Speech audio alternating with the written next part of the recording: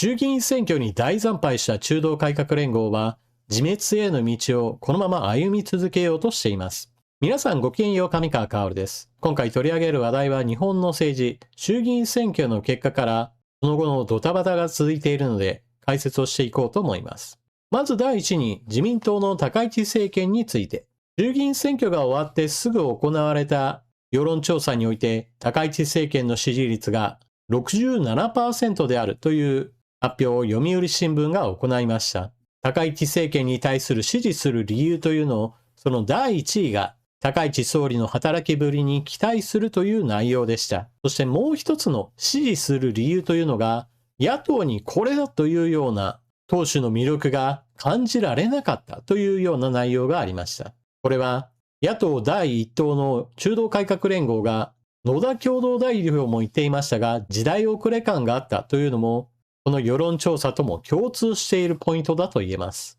多くの国民にとっては、公明党の代表と立憲民主党の代表が2人並んでいて、政策面においても全く合っていないのにもかかわらず、自分たちが改革連合だと名乗ることそれ自体に大いな違和感を持っていたという証明でしょう。そして現在の選挙制度においては、小選挙区ではまず勝たなければならないわけで、中選挙区のような第2位でもいい、そういったような考え方は通用しません。そのような中で圧倒的に高市総理に対する期待感から、選挙戦略としても、それぞれの候補者が高市総理と共にこの日本の政治を進めていきたいと訴えることは、かなり選挙戦略として有効であったことを示しています。そして、自民党単独においても過去最多の議席を獲得した今回の選挙結果ですが、それでもなぜ連立を維持するか、そこには高市総理の戦略があると考えられています。それは、自民党は巨大になったとしても、自民党は非常に多様な人材を抱えており、必ずしも高市総理に対して全員が友好的な態度をとっているわけではありません。これは以前からの問題ではあるのですが、自民党には右寄りの人もいれば左寄りの人もいる。そして中国に対しても非常に友好的な態度を取る人もいれば、中国に対しては警戒しなければならないと、はっきりと態度に示す人もいます。ですから、一つの政党であったとしても、政策面においてはかなり差があるのです。ましてや今、高市総理は責任ある積極財政を訴えています。しかしこれは、未来に対する投資を行う時のその財源論について考え方が、これまた自民党の議員の中にもかなり振れ幅があります。未来に対する投資が必要だと言われても、お金は出すべきではないし、積極財政どころか、引き締めを行うべきだという考え方をする議員もいます。このようにして、自民党単独においても議席数が伸びたとしても、必ずしも自分の意見が通るか通らないかはわからないわけで、彼らを説得する材料が必要です。その時に出てきているのが、外部勢力である維新の会を利用することです。連立の合意書の中には、高市総理の進めたい政策について、維新の会と同意している部分があります。積極的財政についてもそうですし、日本の防衛力整備に関しても、中国に友好的な態度を示す議員を説得するにも、こうした連立の枠組みを利用して、維新の会との約束があってこの政策を進めますというような話をすれば、それは自民党の中における話をまとめやすくなるというわけです。もしも今回の衆議院選挙の対象によって、高市総理が日本維新の会を切り離してしまった場合においては、そのような政策的なテクニックを使うことができなくなるわけです。ですから今回の選挙の大勝利に伴って、それでもなお連立政権を続けていくという政策、これは非常に理にかなった行動だと言えるでしょう。もちろんこうした衆議院だけの力関係だけではなく、参議院においては未だに自民党は議席が少ないわけなので、連立を組む意味はあります。なお、このように選挙に対象した高市政権ですが、海外の反応についてもお伝えします。まず中国は高市政権に対する批判的な態度を変えていません。台湾情勢に関する発言などに関して、中国側は高市総理の発言撤回を未だに求めています。しかし、現在の政権基盤から考えれば、高市政権は長期政権になる可能性が十分にあることから、こうした中国の批判的な声というのも、いずれは小さくなっていくでしょう。一方で、台湾からは、高市政権に対する勝利の祝いが入っています。現在の東アジア情勢からすると、日本が政治的に安定することは、実は隣国の台湾にとっても重要なのです。なお私はこの台湾について隣国と発言していますが、政府の公式見解ではありません。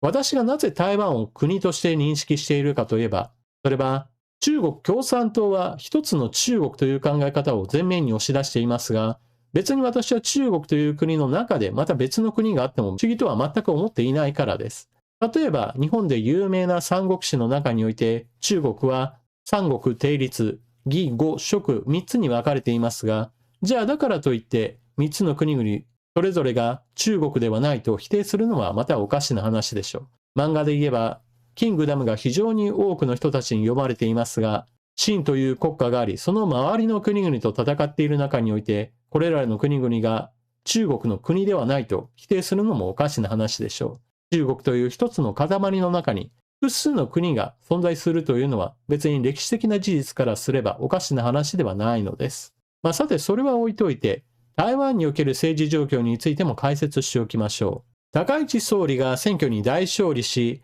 衆議院において圧倒的な多数を獲得しました。ですから、政策を推進する上では非常に大きな政治基盤を確保しました。ところが今、台湾においては中国という目の前の脅威に対して非常に脆弱な政権基盤になっています。野党の国会議員が非常に多く、防衛力強化のための予算案を出しても野党が阻んでしまうという状況が続いているのです。そして台湾が高市総理に対して選挙の勝利をお祝いするというメッセージを発すると、途端に中国共産党は台湾が日本に対してこびた態度をとっているのは許せないとして批判の声明を出しています。中国にとっては日本が自律的な防衛力整備を進めることが非常に目障りであり、高市総理が勝利したことは彼らにとっては非常に不愉快なことなのでしょう。一方で、こうした防衛力強化の話題について国民の意識は徐々に変わっています。例えば、今日11日に行われた共同通信社による世論調査によると、今回の衆議院選挙に立候補した人たち全体に対するアンケートでは、自衛隊に対して従来のような存在そのものを暗に否定するような言葉ではなく、はっきりと憲法においてそうした戦力の保持について明記すべきだと考える人がアンケート結果から8割に上ったと報じています。こうした議員の中における話題としても、自衛隊というものがもはや欠かせないものであり、決して憲法で否定されるような存在ではないという意識は、これからの日本の防衛力強化のために必要でしょう。もちろんこうした憲法改正といったものは最終的に判断するのは国民であり、国会議員ではありません。しかし、どのように変えるかの手続きにおいて、国会において前に進むことがなければ、決して憲法というものは変わりません。そして勘違いしてはいけないことがあります。今回の衆議院選挙で敗れたリベラル派の人たちというのは、多くが戦争はいけないよね、だから防衛費も増やしてはいけないよね、というような形で防衛力強化に反対する論理を組み立ててきました。しかし、これはあくまでも日本国内の見方にかなり限定された非常に視野の狭い考え方です。このチャンネルで皆さんにお伝えしている通り、国際情勢は非常に危険な状況です。軍事力を使って他国に侵略し、その占領した地域を自分のものだとはっきりと公言するような国がまさに日本の隣にあります。そして軍事力を使ったこうした侵略行為を国際世論は言葉だけでは止めることはできません。これが現実です。だからこそ日本は防衛力を強化した上で他の国から攻撃されないようにすることが重要なのです。ところが日本国内におけるこうした左派リベラル派の人たちが言うのは、防衛力を強化すると日本が侵略国家になるというイメージをいかにして植え付けるかに非常に熱心です。これははっきり言って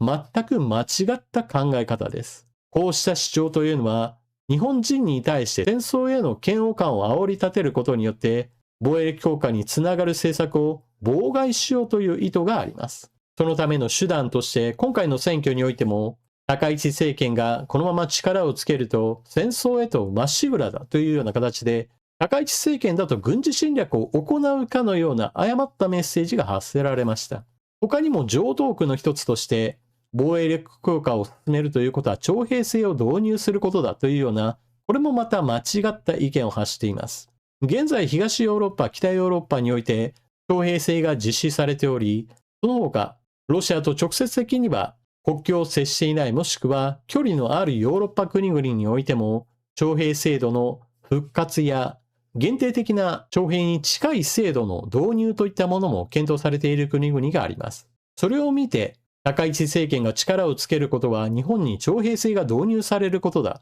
だから高市政権は力をつけるのはやめさせるべきだと主張する人がいます。これもまた左派による軍事知識がない主張の一つの証明です。徴兵制というものがなぜ必要か、それは非常に長大な陸上戦線が登場した時に多くの兵士がいなければ戦線を支えることができないという事情があります。これはウクライナの戦場を見ればわかりますが、南北 1000km 以上の非常に長大な戦線において人がいなければ守ることができず、守ることができなければそこを突破された際にその周囲の戦域全体に被害が及び侵略がどんどんと進んでしまうという状況が発生します。ですから非常に長大な戦線に対して非常に多くの人数をかけなければ前線を維持することができません。そのような陸上戦闘が続くということを前提としてヨーロッパ各国において徴兵制というものは非常に重要視されています。彼らが守らなければならないのは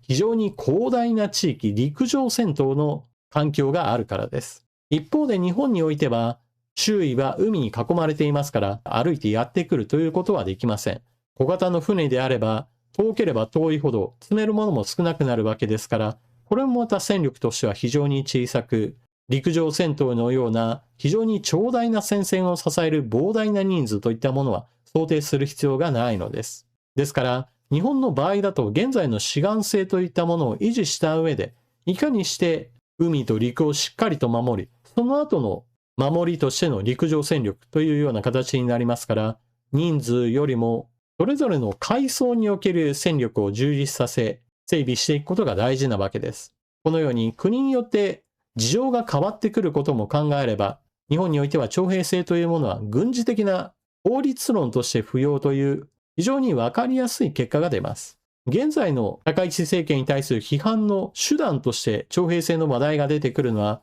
このように日本においては軍事知識について学ぶ機会がないために、恐怖を煽り立てるための手段として用いられているのに過ぎないのです。一方、選挙後の少数政党においても話題は様々出ています。例えば、今回の選挙におけるチーム未来の話、前回の動画でも少ししましたが、補足をしておく必要があるかもしれません。このチャンネルでは私自身がどの政党に対してどのように評価をしているかを以前からお話ししていました。野党第一党に成長してほしいのは国民民主党。一方において、新しい技術の導入に関しては、これをもっと推進するための政党が必要であり、その役目はチーム未来が最も今は適しています。そういったこともあって、前回の選挙からチーム未来についてもお話をしてきました。今回の選挙においてチーム未来は多くの立候補者を出してはいませんが、当選人数としては非常に多く、それが非常におかしいと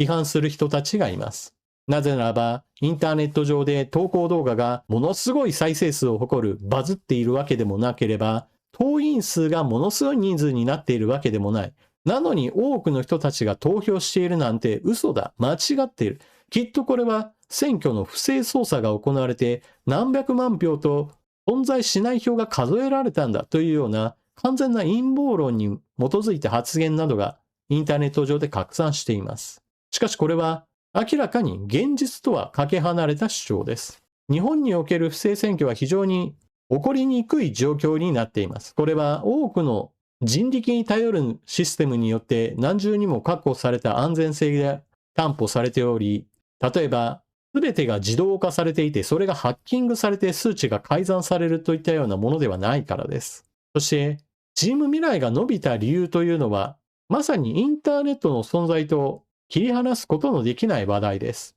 例えば、チーム未来を一体誰が支持しているのかということについても、様々な報道機関が分析調査し発表しています。それらの分析ではっきりと分かっているのは、いわゆる現役世代、働いている人たちの支持率が非常に高いことです。チーム未来が今回の選挙で訴えていたのは、消費税減税ではなく優先すべきは社会保険料の減額である。この問題について一番最初に挙げていました。ですから、報道機関が報じるときにも、各社横並びで自民党も主要政党も消費税減税について言及する中、チーム未来だけが社会保険料改革を訴えているという唯一というものを独自性として浮き上がったのです。また、インターネット上における活動という面においてもちょっと支持者の普段の行動というものに違いがあると見られています。例えば、参政党や日本保守党の支持者の人たちは、非常に熱心にインターネットで発信を行い、それぞれの人たちが非常に大きな塊として存在しています。これらの輪の中に入れば、周りの人たちはみんなが自分たちの支持している政党を国民全体も支持しているはずだという非常に考えやすい状態に陥ります。例えば X の場合であれば自分のいいねと思ったものについてチェックすると、それに関連するアカウントやもしくはそれに関連するコメントといったものがどんどんと流れ込んできます。あの人も私と同じ考えだ。ああ、この人もそうだといったような形で次から次とそれが重なることによって、ますますその見方といったものが固定されていってしまいます。これをエコーチェンバーと言います。ちなみに私の場合だとこのエコーチェンバーで言えば、チーム未来に関連する話題に関していいねをつけていたものですから流れてくるものが国民民主党かチーム未来かといったような形でどんどんと流れてきていましたから、ああ、インターネット上で地味に話題になっているなとちょっと安心していたぐらいです。しかし、選挙後になってそのようにして批判が出ていることから、おそらく見ているものの違いといったものが非常に大きく、日本保守党や参政党の支持者の人たちからしてみれば、チーム未来というものは存在しないはずの存在だったわけです。それがいきなり議席を大きく獲得したことから、そんなものはおかしいという、ちょっと自分の認識とのズレといったものが非常に大きくなったのでしょう。ですから、インターネットというのはそのようにして、ある意味情報の分断といったものを生みます。自分の見ている情報だけが全てではないといったことを理解しておく必要があるわけです。自分は A という考え方を持っています。だから自分の周りには A の価値観に沿った情報しか集まっていませんというようなことを自覚しなければ、自分以外の考え方を持った人たちがどのように集まっているか、どのような活動をしているかが見えなくなってしまう。霧の向こうの出来事のようなことになってしまうわけです。こうしたインターネットの特性について理解しておく必要があるでしょう。そして次の政策課題なのですが、国民民主党が訴えた103万円の壁の引き上げ問題に関しては、多くの国民にとっては減税になる政策が実現しました。もちろん完全な状態にはなっていませんが、もはや8割方完遂したとも言えるような状態ですから、決してここから大きく支持を伸ばす政策とはなり得ません。ここから先はそれを改善し、次の話題へと移り変わる時期です。例えば、今回はいくらですよという絶対値を掲げて、課税所得の水準の引き上げが行われました。しかし、物価は変わります。インフレもあります。お金の価値そのものが大きく変動する時代です。ですから、これを合わせて考えれば、課税をいくらから始めますかというような数値を絶対値として打ち出すのではなく、それこそ計算式の回答としてここに変数として埋め込んで、物価が変わりましたねみたいな、そうした数値を合わせて計算式にぶち込めば、毎年のようにその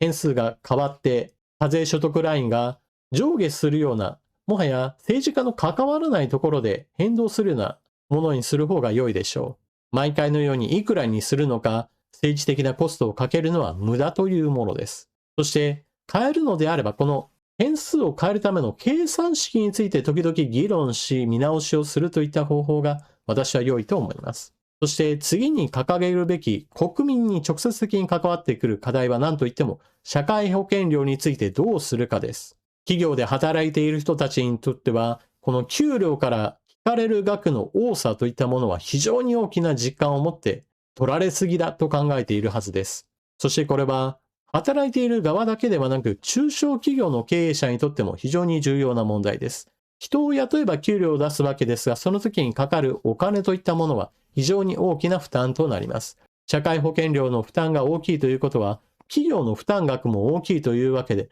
それによって給料の総額そのものも上げづらいといった状況を生み出してしまいます。だからこそ、社会保険料改革といったものは必要なわけです。次の選挙についてはちょっと遠いとは思いますが、この後、政治的な課題として、国内政策は、物価高対策、経済政策、そしてこの社会保険料改革、この3つの話題が大きくなるでしょう。そして、それ以外の部分が外国人政策です。高市政権はこの外国人政策に関して改善するという方針を示し、いくつか実施についてもすでに行いました。例えば外国免許切り替えの問題に対して、今まではあまりにも簡単にパスするような試験問題だったのを直しましたし、また経営管理ビザが500万円の資本金だけでもいいよとしていたものについて、これを6倍以上に引き上げるといったことも行い、安易な、そして偽装移住の人たちを大幅に減らす政策を実施してきました。この後そのような旧制度において入ってきた人たちの悪巧みといったものがどれだけ摘発できるかが勝負です。そしてこのような政策全般について言っても、それこそチーム未来の掲げているような DX 化や新しい技術の導入によっていかにして日本の経済性を上げていくか、生産効率を上げていくか、そして人口減少時代においていかにして経済発展を遂げていくか、このあたりの考え方をいかにして取り入れていくかが日本の未来にとっては必要というわけです。というわけで少々話が長くなったのでこのあたりにしましょう。衆議院選挙が終わった後の中道改革連合はかなりゴタゴタが続いています。野党第一党ではあるものの、理念の違う、政策の違う公明党と立憲民主党の合体というのは結局のところ今のところうまくいっていません。選挙に大惨敗したことから参議院での公明党と立憲民主党の合流について果たしてうまくいくのか、その実現を危ぶまれているような状態です。空中分解する危険性はまだまだあります。そしてそのような空中分解をすれば、さらに組織が弱体化し、彼ら左派の勢力が大幅に減退するという状況を生み出すでしょう。彼らの今までやってきた商業、非建設的な議論、上げ足取り、そんなことばかりをしていて、全く日本の政治に貢献してこなかったという意味で、日本にとっては新たな建設的な議論を行い、日本の未来を築くような野党が育つことが必要でしょう。ちょっとあっちやこっちに話が飛びましたが、皆さんは今回の話を聞かれて、どのようなことを考えられたでしょうか。ぜひともコメントしていってください。それでは次の動画でまたお目にかかりましょう。またね。